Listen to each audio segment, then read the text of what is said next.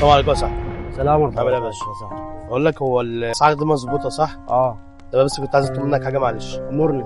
انا بص، انا خطيبتي ساكنه في اخر الشارع اللي هناك ده، اه وانا بس المفروض انا كنت رايح لهم النهارده زياره، بس هي قالت لي انت لو ما جيتش النهارده، انا اعتذرت كتير، بس هي قالت لي انت لو ما جيتش النهارده تمام. ماشي، ما قعدتش بقى تكلمني وبتاع، وايه تعالى خد شبكتك والكلام ده كله. وانا بصراحه سبت الشغل وما نزلت الشغل النهارده خالص. لو انت شغال ولا؟ اه شغال، بس انا بس عشان النهارده اجازه ما نزلتش، فايه فالدنيا معاها باظت وكده.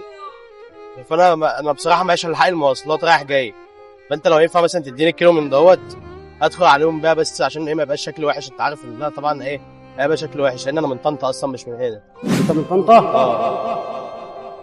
اللي انت عايزه يا ابو عمرو. فينفع هنا تساعدني عادي؟ يا ابويا نديك رقبتي. انت مش خايف مثلا ان انا اكون بشتغلك او مثلا بعمل عليك حوار؟ سيبها لله يا ابو عمرو. خلاص ماشي. انت عايز ايه؟ لو انت اجيب لك ايه؟ لو هينفع ماشي مفيش مشكله. لا يا ابويا ينفع.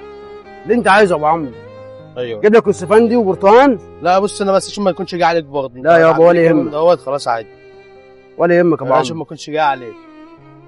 سيبها لله. حبيبي يا ريس.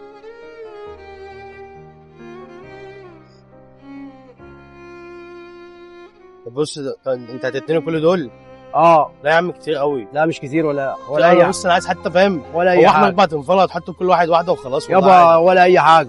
ربنا يخليك والله، مش عارف اقول لك ايه. حبيبي يا ابو عمرو. انا بس خايف اكون جاي عليك. اصلا الحاجه دي بتاعتك اصلا؟ اه يا ابويا بتاعتي. يعني هي اصلا الحاجه دي بتاعتك؟